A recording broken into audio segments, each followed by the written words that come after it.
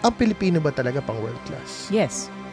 Can you define why? And I can say that with full conviction. Okay. Kasi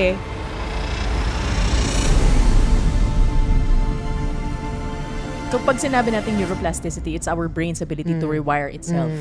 So pag sinabi natin rewire itself, parang nagke-create siya ng mga bagong neural pathways. And yung neural pathways na yon, it stems from experiences that we had, yung mga ganon. So parang nare-rewire niya yung sarili niya based dun sa pinagdaanan natin. Kaya di ba yung sinasabi natin yung kaila Manny Pacquiao or yung creativity, innate creativity ng mga Pilipino, kasi nag-stem din yan, I think, from the cultural and historical way natin before na nanggaling tayo dun sa sa scarce yung resources natin, tas dumidiskarte tayo. Di ba? I think dyan nanggagaling yun eh. And then as we move forward, parang sige, if I'm faced with a certain situation, paano ko to didiskartehan? How do I make this work? And then the brain rewires itself. Lumalabas lang siya, nagiging automatic. And then it changes the way that we approach different situations. So kunyari, nanggaling ka sa hirap, ikaw mismo ang sinabi mo sa sarili mo, you were intentional in saying, sige, I'm gonna make this work. How am I gonna make this work? And then that creates yung neural pathways in our brain. So when you're now faced with similar situations, and kahit na humihirap siya ng humihirap, ang approach mo naman parang, sige, since ganito na yung pattern ng brain ko, I'm gonna look for ways to make it work. Kasi natural na siya na nangyayari sa'yo. So there is a way to actually train your brain to parang be deliberate in looking for answers, to be deliberate in looking for more creative ways to do things. I think yun yung nagiging parang connect the dots ng creativity ng Pilipino. The next doable thing means na hindi ko titingnan yung second floor. Yung titingnan ko yung first step dun sa staircase. Okay. Ano yung next? Ano yung nasa vicinity ko? I have to parang yung resources mo. Parang parang i-audit ko yung sarili ko. Parang okay. Ano yung confident akong gawin ngayon? Okay. Ano yung resources na meron ako? Ano yung network na meron ako? And what is the next doable step for me? In order to reach that, I have to understand what it takes to get to the second step. And then the third step.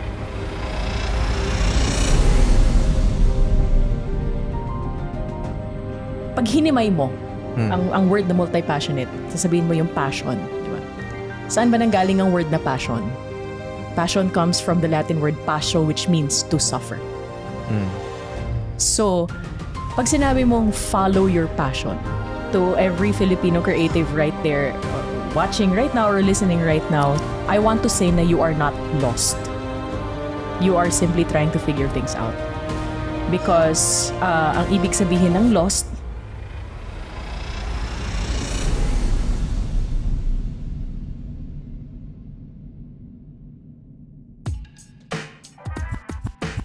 Podcast na naman with Gerald at Brian. Aral lang pulutan sa inuman at kwentuhan. Pinagsamang veterano, parehong talentado. Hey everyone, and welcome to another episode of Life Over Whiskey Podcast, where we share valuable life lessons and stories you can learn from over a glass of whiskey. My name is Brian. And I'm Gerald. Direk J, magandang gabi sa'yo. Magandang gabi. Ito na naman tayo. Gabi na naman, Brian. It's another episode and I'm so excited because we've invited someone I feel like who could really represent the topic and maybe the industry. Ba? Oo. Mukhang mapapalaban tayo dito. Isisiga natin tong tao. Ayan. Sige. grabe isisiga.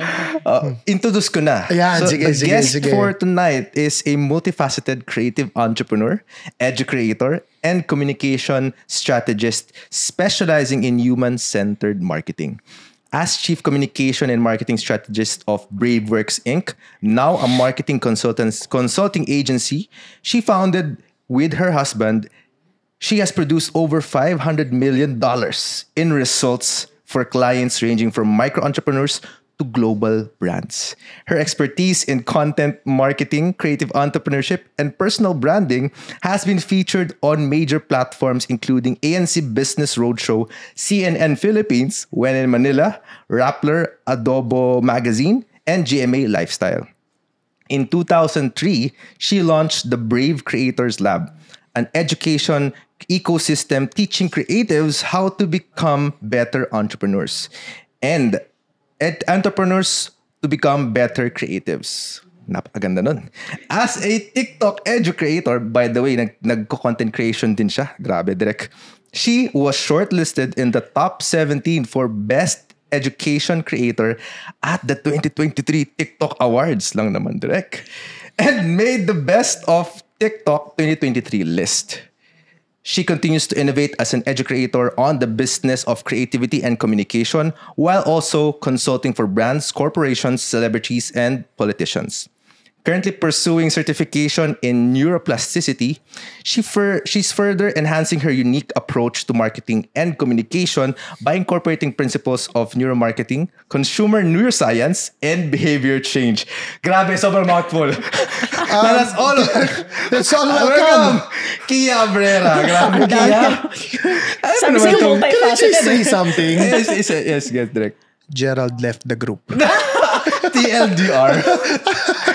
De, pero sobrang, I feel like, ito yung tinry niya yung best niya to concise. Yeah. I feel like, direct, kasi there's so much more to her than itong description na to that we ask from, na-introduce natin siya. Tama ba, Kia? Welcome, Kia Abrera. Thank you so much. Kaya nga nag-start ako with multifaceted Para medyo maset lang yung expectation. Marami akong ginagawa sa buhay.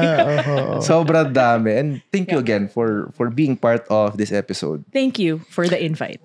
Mukhang, Such an honor. yeah. Pero mukhang mapapalaban tayong dalawa dito sa topic tungkol sa creatives, Brian. Feeling ko, Pero syempre, meron din tayong ambag dito. Ay, syempre. But, siya yung magdadala ng bandila. Wow. Ay, Yan. yan ang gusto. Ano ba topic, Brian? Ang topic natin for tonight are Filipino creatives world class. Wow. Yes. Tinapos na usapan Oh, doon. yes. That's it for this episode. Thank We'll you so see much, you on the everybody. next one. Pero sige, bago mo siya tanungin, Brian, Yes. curious lang ako, ha? Sagutin mo lang itong tanong na to. Ang Pilipino ba talaga pang world class? Yes. Can you define why? And I can say that with full conviction. Okay. Kasi ako nagsistem pa lang ako from the narrative na tayo ang dami nating pinagdaanan. Ang Pilipino, ang dami nating napagdaanan. Kahit culturally, historically, ang dami nating pinagdaanan. We're literally the melting pot of different cultures. Okay. Doon pa lang ang dami na nating nahuhugot eh. Ang dami nang nag-influence sa perspective natin. Ang dami nating pinagdaanan na problema. From a brain perspective, parang nakikita natin na yung creativity ng Pilipino is very unique. And to me, uniqueness is world class. It's the uniqueness of the Filipino perspective that makes us world class. Now, ang nagiging challenge dyan is that hindi natin siya nasa-celebrate. Hindi natin siya ine-embrace. Kasi parang uso sa atin yung parang colonial mentality. Yes, Kailangan yes. ganito tayo. Pero hindi natin ine-embrace yung the uniqueness and the creativity that's already in us, literally embedded in our culture. It's innate. Yeah.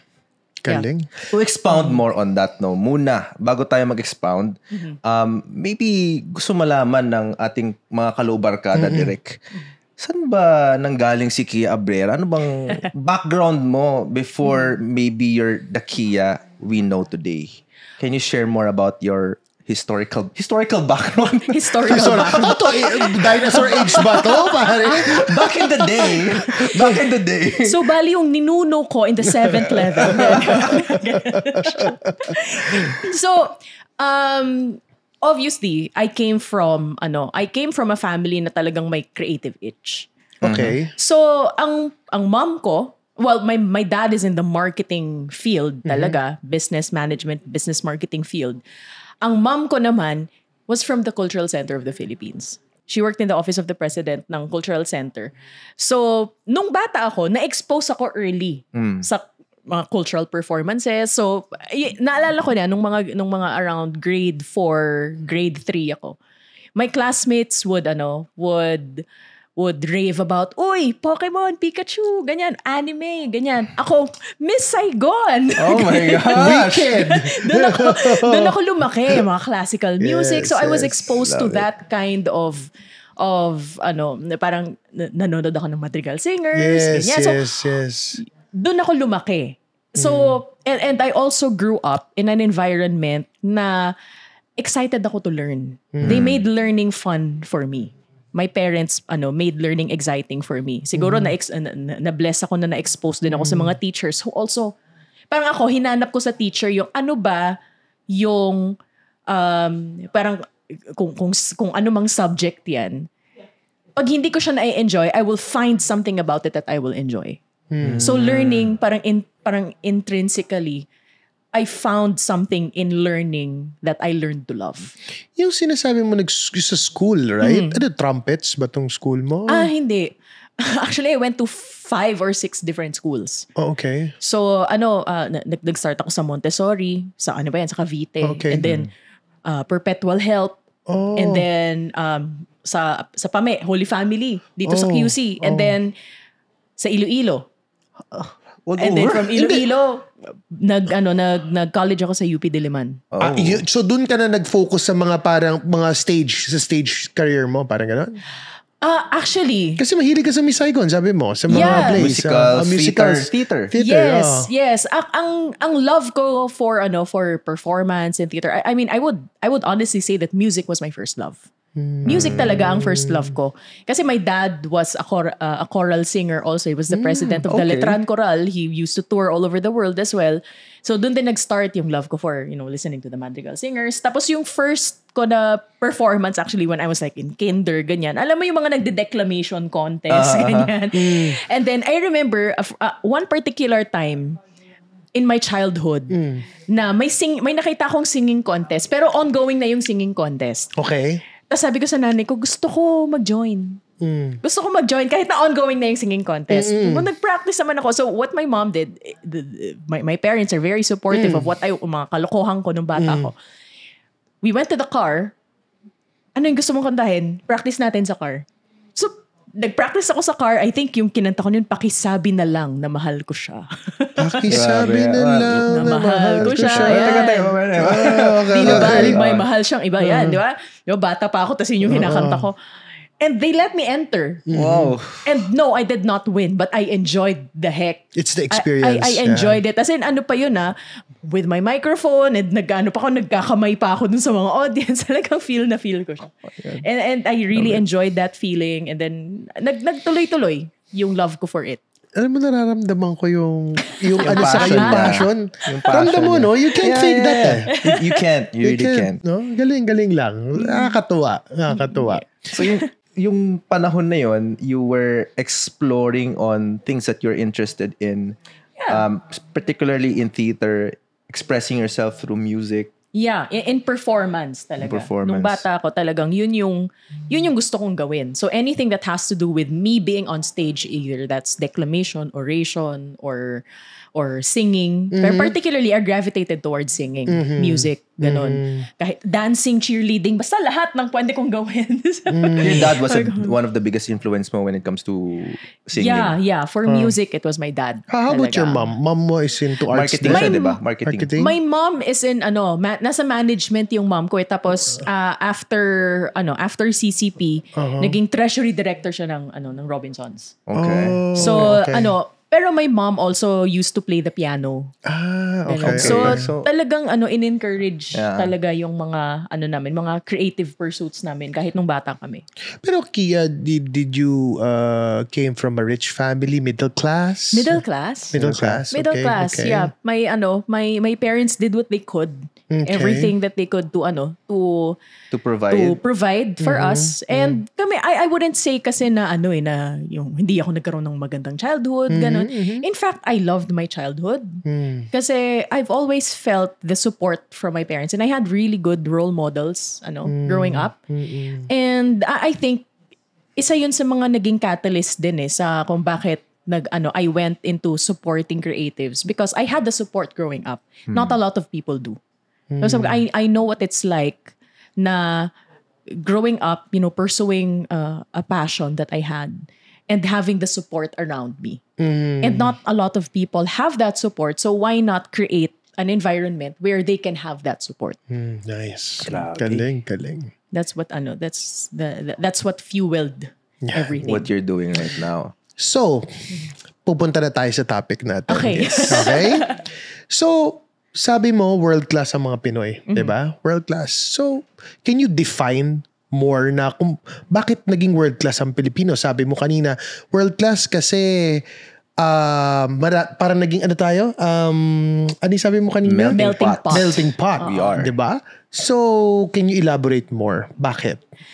Kung titingnan ko kasi siya, I can demonstrate it through an experience that we had. So, as a chorister, way back in 2013, that was the first time that I ever performed in an international stage. That's the first one that I did was in Japan. And I remember that in the Kobe Bonka Hall. And then after that, we went all over Europe. And then we competed as well. This is with Madrigals tama ba? No, this one was when I was invited by UE Coral. UE Coral. Yeah, so nung time na yon, we were competing, 'di ba? The day before our competition, parang naglalakad kami sa road, and there were, racist people. Para natawa pa nga ako, sabi go back to China. Sabi nung kakwar ko, Pilipino kami. So, but the day after that, we competed, and then we competed again kasi 2 days kayong competition namin. When we competed, nakita ko, ano yung nangyari nun? When we competed, nag-ano na sila ng gold. Sino yung gold? Tapos tinawag kami. So nag-gold kami. And we could see the people who were helping us, the people, yung mga naging namin, yung mga naging host families namin, ganon. The same people na sinasabihan na go back to China the day before. Ngayon, kinakamayan ng mga ambassadors, kinakamayan ng mga Sabi ko kasi, there's the music that we just gave. It can be sung it can be sung by a different choir. It can be sung by a different, it can be sung by a different person. Pero nung ininterpret siya ng Pilipino, bakit iba? Saan nanggaling yun? Saan nanggaling yung ganung experience? Saan nanggaling yung, ano yung pinaghugutan ng ganon? So for me, ang pagiging world class, it doesn't always have to do with parang yung tinatawag natin na quality. But it has to do with resonance.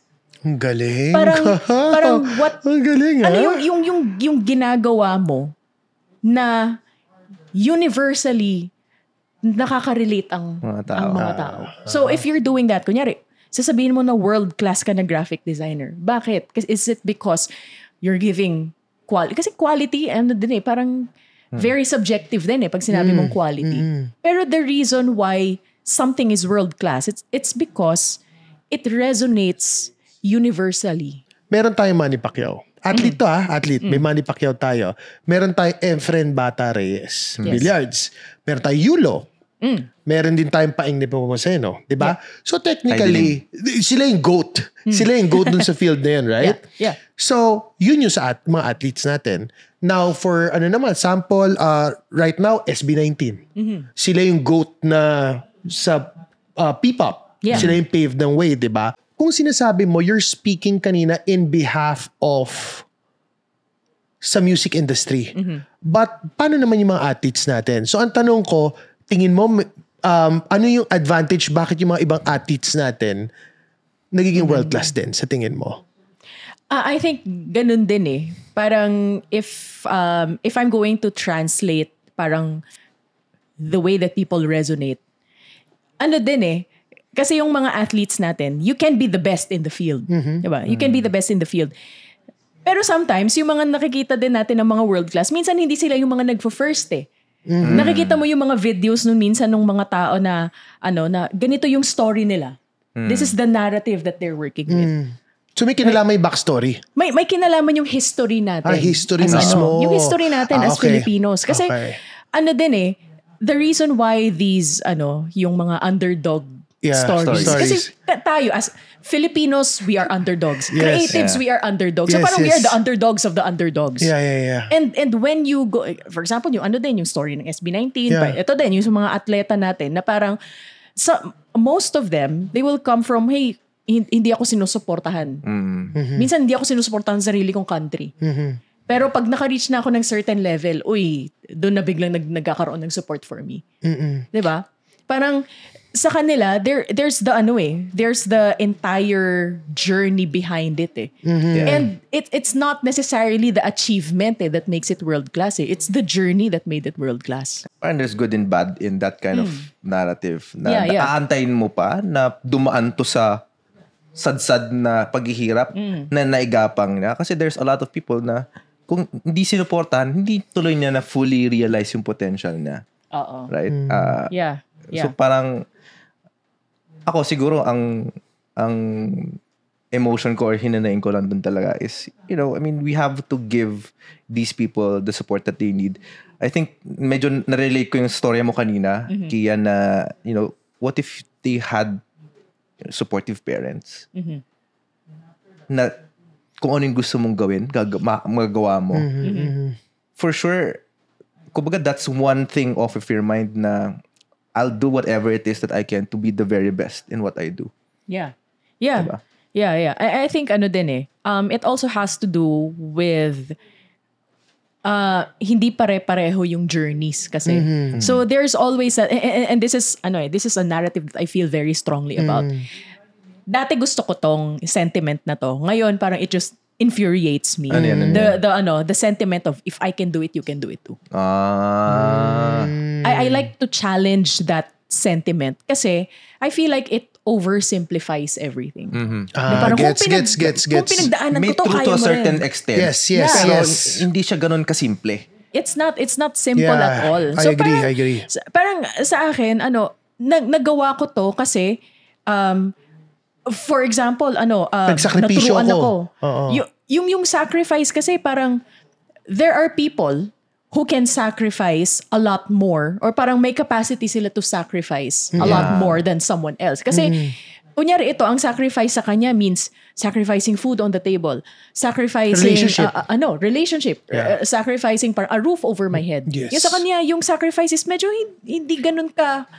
Hindi naman siya yung hindi yung mawawala yung mga non-negotiables ko sa buhay. Yeah. Diba? So, it's not that I'm undermining the sacrifice that they have. Diba? It's just that yung parang view natin sa, it's okay to fail. It's fine to fail. Ganyan. A lot. Kasi di ba yun yung growing up, yung romanticize yung ganong narrative na kapag ikaw yung nadidikdik, yung bida yung nadidikdik, tapos aahon sa putik, mga ganyan.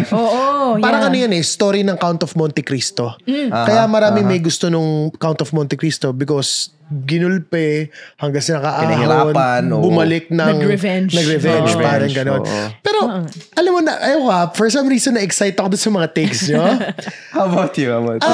Pero alam mo yung sa akin, yung dun sa sinabi mo, ano yung sabi mo, yung exact word na sinabi mo kanina, parang if I can, you can too. Na parang feeling mo masyadong oversimplified. Oversimplified, no? Alam mo, ang sagot ko doon, yes and no. So if you were going to ask me why yes and no, speaking for my own, with my experiences, feeling ko kasi lahat ng tao, kaya mo maging great in something as long as meron kang, you're willing to put in the time and work. Yeah. So, let's just say you were born with a talented voice. Di ba? May iba yung modulation ng voice natin. Iba naman di ba? Maganda boses nyo. Ako hindi. Pero, if I practice enough, hindi man ako umabot sa level mo, pero pwede pa rin parang maging great yung boses ko in some ways, right? So, ako naman ang take ko doon, I believe na kung kaya ko, kaya nyo rin. Kung willing kayong isakripisyo ng lahat ng sinakripisyo ko. So yun yung take ko naman dun sa sentiment mo kanina. Yun yung take ko naman. Na parang feeling ko lahat ng Pilipino sa totoo lang talagang talented sa lahat ng field. Alam mo, number one, sisimplify ko lang Kasi we speak the universal language. Yeah. Which is English. Number 2, ang Pilipino, talagang, for some reason, creative talaga tayo eh. Yeah. Kasi, ito, isipin mo, Manny Pacquiao, athlete siya, di ba? Pero, bakit pa rin siya creative? Lumalabas pa lang siya lang yung fighter na nakangiti eh. So may backstory, may creativity pa rin eh. Dun sa kasi parang feeling ko isang tao hindi naman basta magiging successful kung walang magandang backstory. Yun din may part yun sa akin parang part yun ng packaging eh. I think largely what happens, lalo na sa mga nakikilala talaga, lumalabas yung creativity nila given the minimal to small resources that they have. Diba? At doon ka napapabilib talaga eh. Doon sa mga kwento, sa mga storya. Similar nga din yung katulad kay Manny Pacquiao. Diba? From the time na walang-wala talaga siya and then he was propelled to the main stage, lahat na tayo dito nakaabang na nakatutok na sa kanya. Yeah. Diba? Yeah. Actually, I'd like to add perspective to that. Kasi nga, kanina ni-mention mo yung neuroplasticity. Yes. Maybe, parang training to be a neuroplastician. Yeah. So, pag sinabi natin neuroplasticity, it's our brain's ability to rewire itself. So, pag sinabi natin rewire itself, parang nagke-create siya ng mga bagong neural pathways. And yung neural pathways na yon, it stems from experiences that we had, yung mga ganon. So, parang nare-rewire niya yung sarili niya based dun sa pinagdaanan natin. So, okay. It's a relatively new thing that people are just studying sa So ngayon. you're teaching that, diba?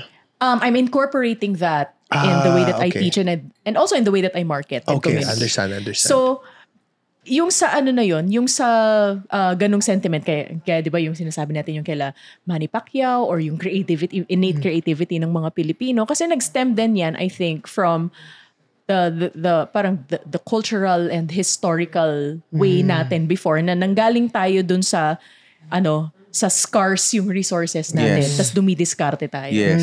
Di ba? I think dyan nanggagaling yun eh. And then as we move forward, parang sige, if I'm faced with a certain situation, paano ko to didiskartehan? How do I make this work? Yes. And then the brain Lumalabas yung rewires creativity itself. natin. Lumalabas lang siya, nagiging automatic. And then it changes the way that we approach different situations. So, kunyari, nanggaling ka sa hirap, ikaw mismo ang sinabi mo sa sarili mo, you were intentional in saying, sige, I'm gonna make this work. How am I gonna make this work? And then that creates yung neural pathways in our brain. So, when you're now faced with similar situations and kahit na humihirap siya ng humihirap, ang approach mo naman, parang, sige, since ganito na yung pattern ng brain ko, I'm gonna look for ways to make it work. Kasi natural na siya na nangyayari sa'yo.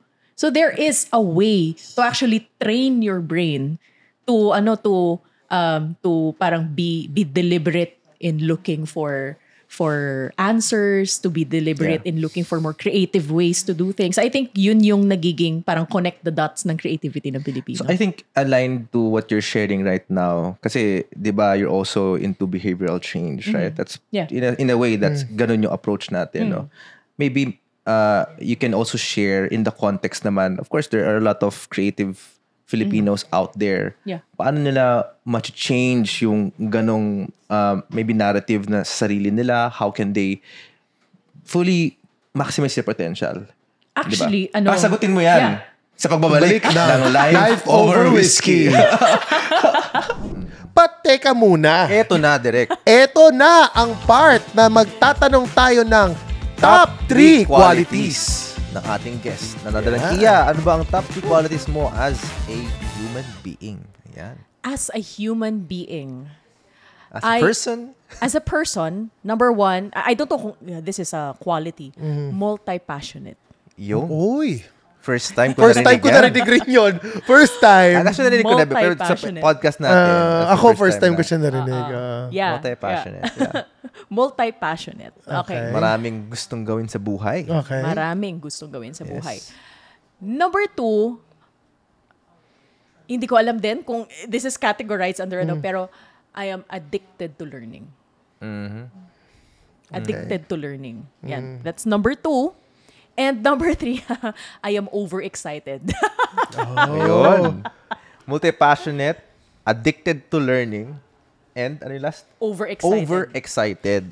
Yung addicted to learning tanungin ko lang, hindi ba ano yun? A borderline ng addicted to progression? Oh, that's diba? an interesting way to take it. I mean, ako, yun lang that's how I see it. Nung sinabi mo siya kanina na addicted to learning, for me, that's, addicted to progression. That's how yun yung take ko doon. I don't know. Addicted to improvement. Oo, yes. And a lot of people then kasi take learning as yung theoretical learning. Pero there's also application So you also learn through application, you learn through experience. So parang the way that I try to approach life is kung merong masamang mangyayari, if there are some parang repercussions of bad decisions that I made. So instead of parang wallowing in self-pity, yung ganyan. I mean, I feel my feelings, ganon. But after that, parang, so what am I learning from this? What's next? And now, nandito na tayo sa pinaka-inaantay natin na segment, Karaoke King ka ba? Pero ito, mukhang karaoke queen. Ayun! Excited ako kasi alam ko na may background si Kia, 'di ba? When it comes to singing. Okay. So Kia, siguro sa amin sa inyo na manggagaling. Sa inyo na manggagaling kung anong kanta ba ang ibabahagi mo sa ating mga kalobarkada na nakikinig sa podcast episode na to. What song? My go-to karaoke song is Alicia Keys. Uy, If I Ain't Got You. Okay, That's my my go-to gosh. karaoke song. And it's also the favorite siya ng husband ko na kinakanta ko sa karaoke. Ayan. Love it. Okay, Okay. ready na tayo. Ano ba to? Editor, ikaw na, may gusto mo ba lyrics o kabisado mo Hindi, naman? kabisado ko. Okay. Galing. Okay, editor ka na bahala mag-score dito, ha? Ay, ano ba na mag-score, ha? Okay, Ano ba to? If you want, Chorus lang. chorus. Or kung anong part ang gusto mo. Okay. Yeah. Alright? Okay. So, 3, 2, 1, and go. Some people live for the fortune. Some people live just for the fame. Some people live for the power, yeah. Some people live just to play the game. Some people think that the physical things define what's within, and I've been there before, and that life's a bore so full of the superficial. Some people want it all, but I don't want nothing at all. If it ain't you, baby, if I ain't got you, baby. Some people want diamond rings, some just want everything, but everything means nothing if I ain't got you. oh my God! Tan, tanaran, tan, tan! Galing! Galing! Class singer. Husay! Husay, di ba? Hindi tayo Napainom binigo. Teka, kanina, Gerald left the group. I think Brian will left the group also. Alis na ako, guys. Wala na. Finished na. And welcome back to Life Over Whiskey. Etong episode na to sobrang ang ganda, Direk. At Kian, dito na naman tayo. Babalik tayo sa question. So my question kanina was, if for the people who's watching, lalo na kung Filipino creative sila, no? How do I maybe rewire? Kasi you're into behavioral change. Rewire myself to a degree na ma-maximize ko yung full potential ko. Very simple actually yung sagot ko dyan. And that is to do the next doable thing. Ano ibig sabihin ng Please next expound, doable yes. thing? The next doable thing means na hindi ko titingnan yung second floor. Yung titingnan ko yung first step dun sa staircase. Ang Okay. galing. Ano yung ah. next? Ano yung nasa vicinity ko? I have to Yung parang resources mo. parang i-audit ko yung sarili ko. Okay, Parang okay. Ano yung confident akong gawin ngayon? Okay. Ano yung resources na meron ako? Ano yung network na meron ako? And what is the next doable step for me? In order to reach that, I have to understand what it takes to get to the second step. And then, The third step. Pag na-solve ko kasi to, makikita ko ngayon, ano ngayon yung parang naging added resources ko? Ano ngayon naging added skill ko? Ano yung naging added ko na, kahit na fundamental pa lang ang alam ko dito sa skill na to? What is the next step for me? What's the gap that I have to understand? And then, doon ka naman mag-focus. And then, doon ka ulit mag-focus. And then, it's super stacking eh. And sometimes, magugulat tayo na yung second floor natin nag-change, nag-evolve din siya. The pursuit kasi of a purpose. People think na it's a very static journey. Yung pursuit ng purpose. Pero actually, it's evolving. The purpose is there. It's just that hindi pa tayo equipped enough to see it in its full picture. Yeah. I think what I got from you is yung parang for people to really maximize their full potential, check mo kung ano yung pinaka-actionable step mo at this very moment. Yeah. Understand also where you are. Yun yung hindi natin masyadong natitingnan eh, na parang lagi tayong, kasi we're bombarded every single day ng be your best self or kahit nga Toxic positivity ba yan? kahit nga be yourself eh. Mahirap din na piece of advice yung be yourself kasi sometimes we don't know who that self is. So, diba? May danger din ba dun sa kasabihan na do whatever it takes? Actually, depende rin kung it could be. It could be. No? Kasi if you don't know yourself, you don't know what you're capable of. Then, yeah. I mean, there might be some certain evils. Yeah, na pwede yeah. siyang, parang whatever pwede it lumabas. takes, so you're willing to compromise your values, to do whatever it takes, your beliefs, Parang what does that mean? principles in life, right? Parang it's a complicated matter to thread. Kapag hindi ka clear, parang mas mawawala ka pa nga eh. Kasi parang minsan, di ba, para kung mapapansin mo, yung mga nagiging successful na, let's say, artists or athletes, minsan, parang hindi ito yung mga sobrang, I would say, na ine-expect mo. Para silang dark horse. Alam mo, hindi sila yung talagang binibit mo na magiging champion or magiging ano yan. Pero, parang minsan, dahil yung tao na yon meron siyang ability or yung feeling niya na I have nothing to lose anymore. Yeah. So, might as well go home, I go big or go home. All or nothing. So, syempre, it works. It's proven naman na it works. Pero ito ang tanong ko dun sa inyong dalawa. Ano ba ang danger dun? Ano yung sa tingin nyo na dapat na as yung mga normal viewers natin na aspiring to be great dun sa field nila? Diba? Ano yung sa tingin mong danger dun sa mentality ng whatever it takes? Oh, it's a very interesting question. Sa akin kasi parang the danger sa whatever it takes is that if you don't know what you could lose, if hindi mo alam kung ano yung pwedeng mawala sa'yo, kasi palagi tayong we're always focused on, okay, what can I stand to gain? What can I stand to gain when I do whatever it takes? Yes. Pero when you also start to think about what can I afford to lose? Doon na siya, pag blind spot yun, doon na siya nagiging dangerous. I think that's for me. Yeah, Galing. Yeah. I think Agree. reframing it to what are you willing to do? To sacrifice. What are you willing to sacrifice? Yeah. Right? Instead of saying I'll do whatever it takes. I ask myself, what am I willing to sacrifice? And what is it? What is this for? Kasi ang ganito sinabi, nag-ready ako dito mag-isa. Sabi ko, what can you afford to lose? I mean, if you're gonna do something and you're gonna lose your integrity, you're gonna lose maybe a part of you kasi parang feeling mo, you did something that is not you. Parang hirap na ibalik yung piece of yourself na nawala sa'yo eh. Yeah. Parang ganun. Alam mo yung feeling na ganun. I do think na na parang a better question instead of parang are you willing to do whatever it takes, ganun. A better question is, how far are you willing to take this? Parang para sa'yo, lagi mo what's the tinatap limit? yung sinabi mo kanina. Ibang class talaga si Kaya.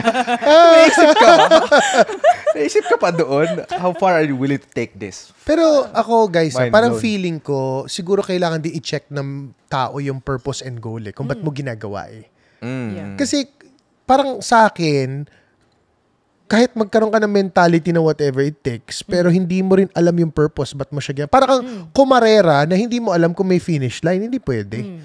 Correct. Di ba? Yeah. Walang pupuntahan eh. So, parang feeling ko nandun ka lang sa maze. Parang gusto mo lang bumilis ka, pero hindi mo alam kung saan ka pupunta. So, parang feeling ko, ang ano lang doon is dapat i-check din nila, ano ba yung purpose nila? Ano ba yung goal nila? Ba't nila gusto ma-achieve yung goal, di ba? Yun yung take ko naman doon sa ganon. Anything that you want to add, ba, Derek, to the conversation around the, yun nga, no? Our Filipino creatives world class? Ako lang, Bri, no? Parang, ang na-realize ko dito, dun sa mga sinabi niya, galing lang eh, na parang, yung rin success ng tao, may science behind it eh. Yun ang natutunan ko tonight. May science behind dun sa success. Hindi lang siya basta't hard work. Hindi lang siya basta't positive mindset. Parang meron din kinalaman. May kinalaman din ba yung luck doon?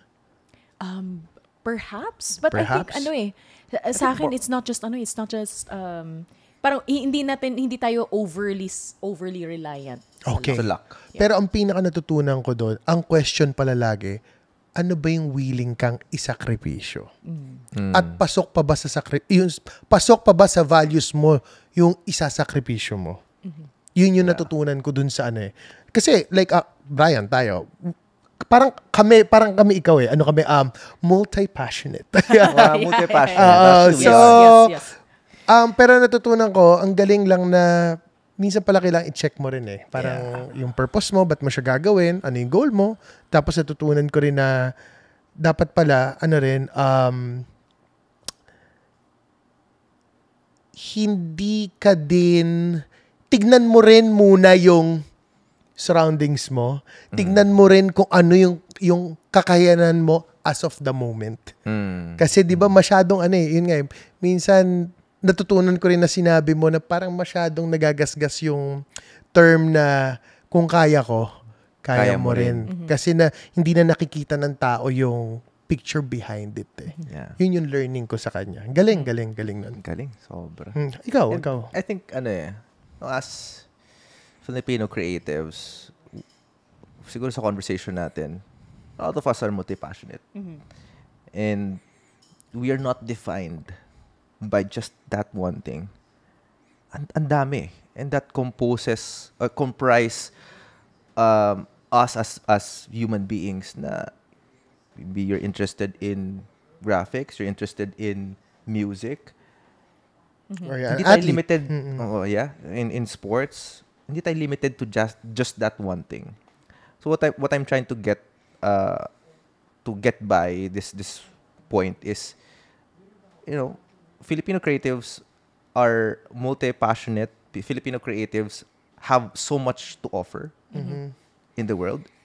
And siguro, coming from bago si Kia na the reason why I invited Kia to be part of this podcast episode talaga. Kasi siya yung kilala ko na one of the people out there who fights and gives parang hope to Filipino creatives. Honestly speaking, that's why I also support her.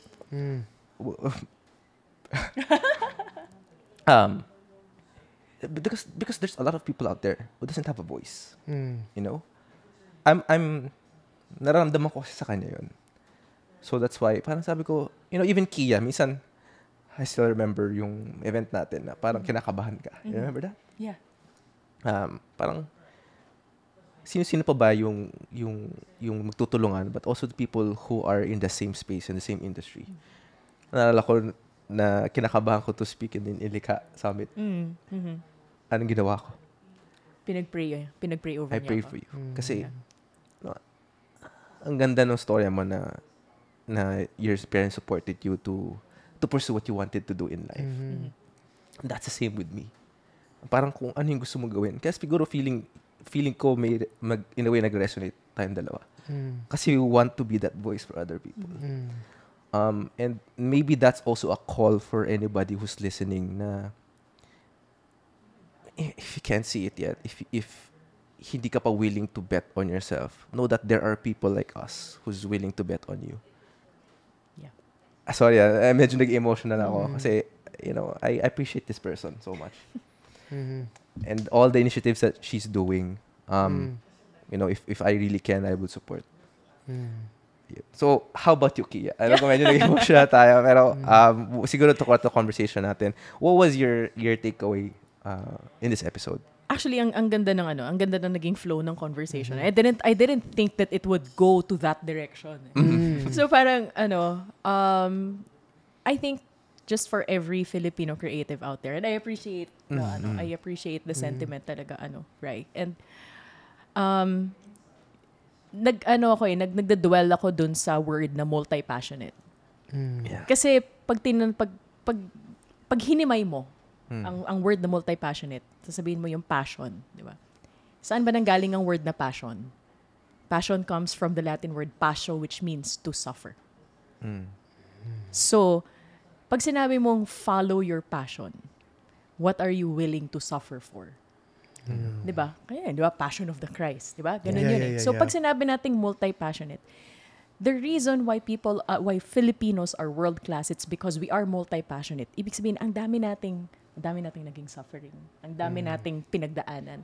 We are paulit-ulit kong sinasabi, we are the underdog of the underdogs. And the reason why that resonates from a world-class level is because nadadaanan natin yung depth ng yung depth ng challenge, naiintindihan natin yung depth ng challenge, naiintindihan natin yung depth ng passion. And when we celebrate that, pag in-embrace natin yun na, hey, you know what, this is where I came from. This is what I'm struggling with. And this is what I'm willing to do to end that struggle. Parang as multi-passionates, that's what we fight for. That's what makes us world-class. Because we're willing to do whatever it takes. We're willing to take it as far as we can in order to make something happen. Not just for us, pero din, when we do that for ourselves, we take the whole Philippines with us. Boom! Mic drop. Mic drop. And that leads talaga na, you know, sino pa mong tutulungan? Sino pa? Tayo na rin. Yeah. Tayo din. Right? And maybe, I understand you also have a community. Tama ba? Yeah. Maybe you'd want to invite them to be part of that battle. Yeah, actually. And bringing forth, you know, light to creative entrepreneurs. Yeah, my community is called Creative Entrepreneurs Philippines, but the company that I built, yung education ecosystem, is called the Brave Creators Lab. Yes. That's why it's Pero are you currently working ba with, let's say, a Filipino artist right now? Yes, I am, and actually very proud of them. Oh, okay. Sino ba to? Sino ba to? So, yes, I am working directly with SB19. Actually, Oh my God! With Onesie Entertainment. So, I'm their creative and strategy consultant. So, I help them on the business side of things. But yeah, I work closely with them, with the company. Galing. Diba? I think what better way for them, you know, these people, SB19, naging staple na sila ng P-pop, diba? Kumbaga, they have, they're shining bright at the moment, right? But who better can support them, diba? Behind this person. Yeah. This person, grabe. Galing. Yeah, And you it's know an what? honor. Thank you. I mean, sa totoo lang, sabi mo nga kanina, hindi mo rin ini-expect na magiging ganun yung flow ng conversation. Ang saya. Ang saya. Na-enjoy ko siya. Sobrang galing. Thank you for guesting on our show. Thank you. Thank you so much for inviting me. Siguro as na lang, to every Filipino creative right there, or watching right now or listening right now, siguro as a last maraming beses na parang we talked about, for people who are feeling lost, parang how do they realize their full potential. Ang first, just to assess where you are right now, I want to say na you are not lost. You are simply trying to figure things out. Because ang ibig sabihin ng lost, it means that you should know where you're going. And most of the time, we don't. We don't know where we're going. And the reason kung bakit feeling natin luck is happening, that's because we have the tools enough to recognize an opportunity for what it is. minsan akala natin, uy, swinerte lang ako. Hindi. You were at the right place. You were in the right mind space. We were there at the right time. Pero you were also in the right state of being and in state of skill to be able to recognize that thing as an opportunity that you grabbed. Galing. If you didn't have all of that, hindi mo siya ma-recognize, and it's not gonna be quote-unquote luck. Yeah. So luck, there's no such thing as luck. I would say that there's no such thing as luck. It's just that you were in the right state of being at that particular time to recognize that as an opportunity for you to get. So you're not lost. You're figuring things out. You're growing.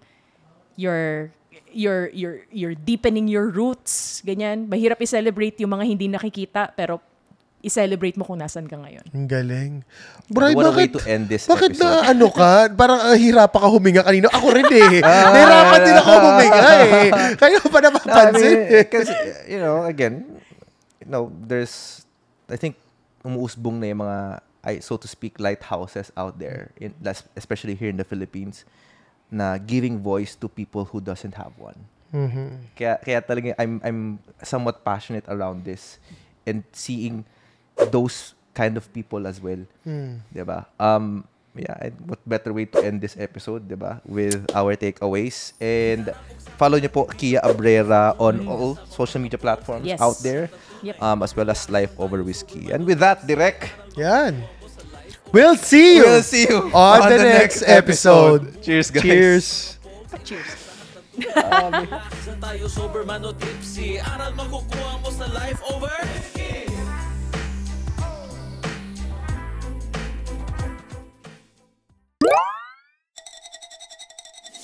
Big Eyes Production.